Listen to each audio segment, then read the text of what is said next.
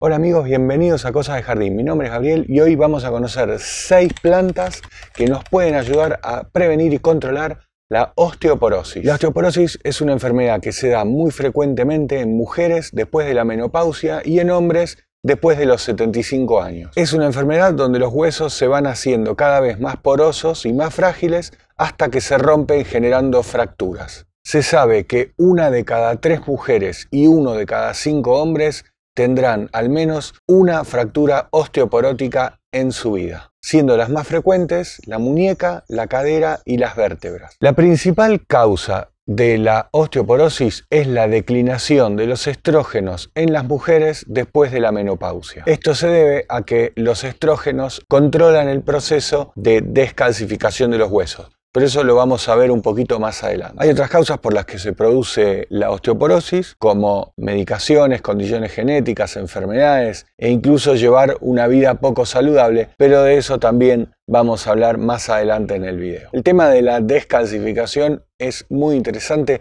y te lo voy a explicar lo más sencillo posible. Esto tiene que ver con el mecanismo de formación de los huesos. Básicamente hay 2 procesos. Hay uno que es el de crecimiento del hueso, donde unas células llamadas osteoblastos son las que van acumulando calcio en nuestros huesos. El tema es que si solo hubiera acumulación de calcio, nuestros huesos serían muy pesados y muy poco flexibles y no servirían para su función.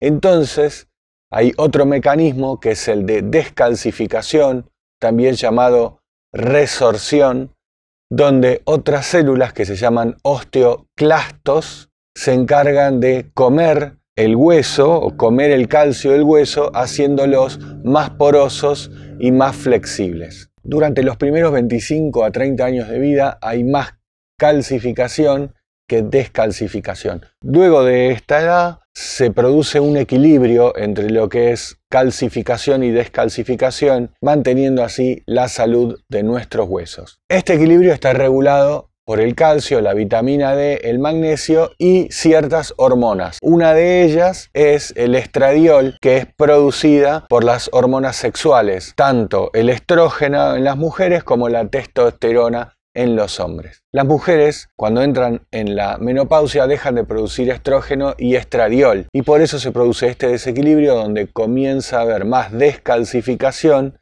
que calcificación.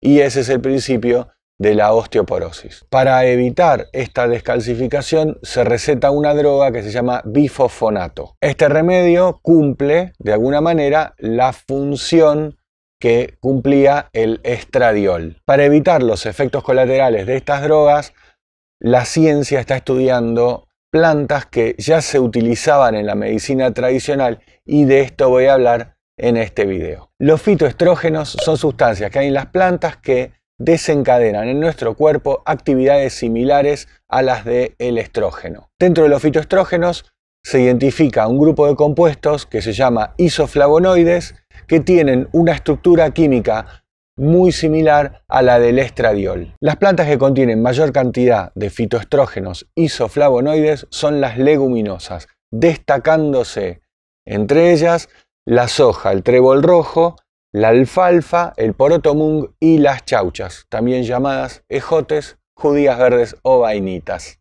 Estadísticamente se demostró que las poblaciones donde hay más consumo de soja, como las asiáticas, tienen menor incidencia de fracturas osteoporóticas que las que no consumen tanta soja como las poblaciones occidentales. Se realizaron numerosos estudios para entender cuál es el mecanismo de acción. Por el momento se sabe que los isoflavonoides de la soja, que son la daidsteína y la genisteína, estimulan la calcificación de los huesos y atenúan la pérdida ósea inducida por la menopausia.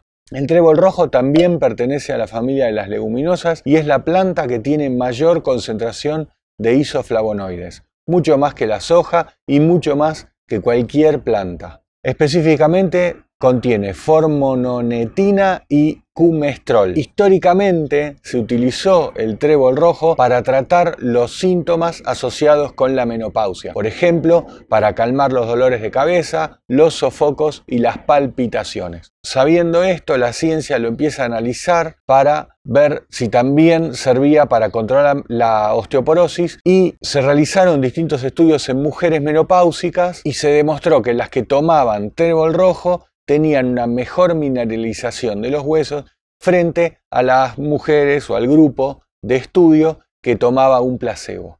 El trébol rojo se recomienda consumir una cucharada de flores secas por taza de agua hirviendo hasta 2 tazas por día. La cola de caballo es una planta muy utilizada como diurético y ha demostrado beneficios en el control y la prevención de la osteoporosis. La cola de caballo posee, por un lado, un alto contenido de silicio que cumple un rol muy importante en la formación de los huesos, y también contiene triterpenoides que reducen la descalcificación. La salvia roja, también conocida como danshen en China, es originaria de Asia y su raíz roja se usó por siglos en la medicina tradicional china para tratar diversas enfermedades por sus propiedades antiinflamatorias, hepatoprotectoras, protectoras del sistema cardiovascular e incluso antitumorales. Por su alto contenido de tansinona y ácido salvianónico, se identifica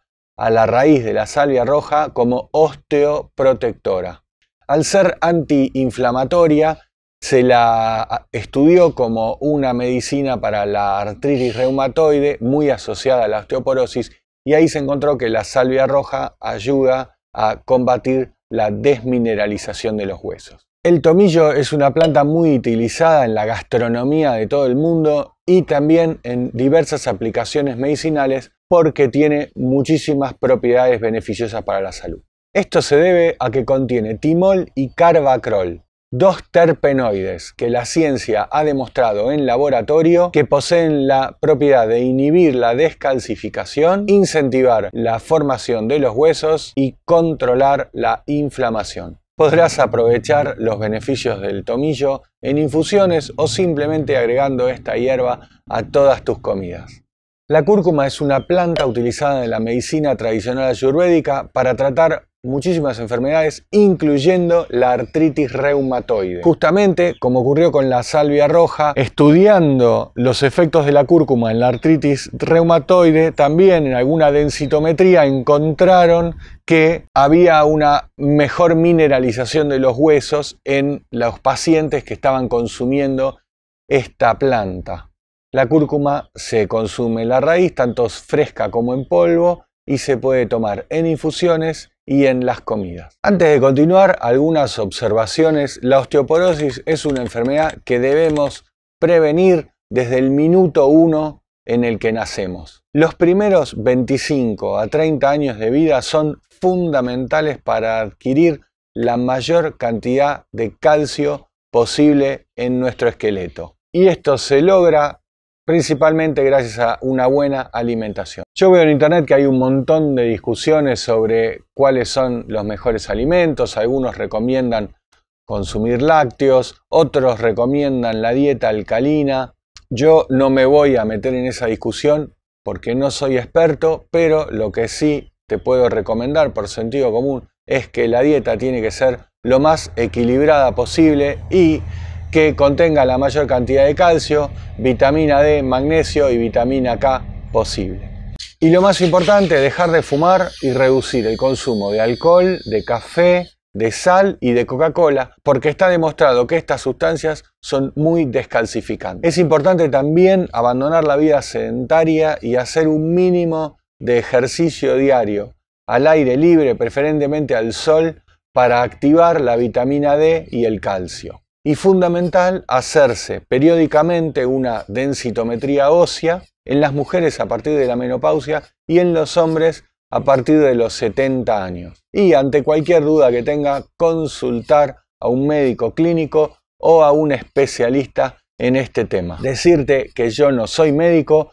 pero como a vos, me encanta, me interesa muchísimo todo este tema de las plantas medicinales, y en la descripción del video te voy a dejar todas las fuentes que utilicé para elaborar este informe para que vos puedas continuar tu propia investigación. Si te gustó el video, regálame un me gusta y compartilo, que me ayuda un montón. Y te recomiendo que se lo compartas a tu tía, que le encantan estos videos de plantas medicinales. Envíaselo por WhatsApp ahora mismo, se va a poner re contenta. Acá te voy a dejar, cuando esta imagen cambie de color, vos podés hacer clic y vas a poder ver toda la lista de todos los videos de plantas medicinales que tengo en el canal, qué curan, cómo se cuidan las plantas, consejos, un montón de videos que te van a encantar. Y acá te dejo por acá el botón de suscripción al canal, porque se vienen muchísimos más videos de plantas medicinales y de consejos de jardinería para la huerta y el jardín. Y eso es todo. Te mando un abrazo, que disfrutes de la huerta, nunca pierdas el entusiasmo.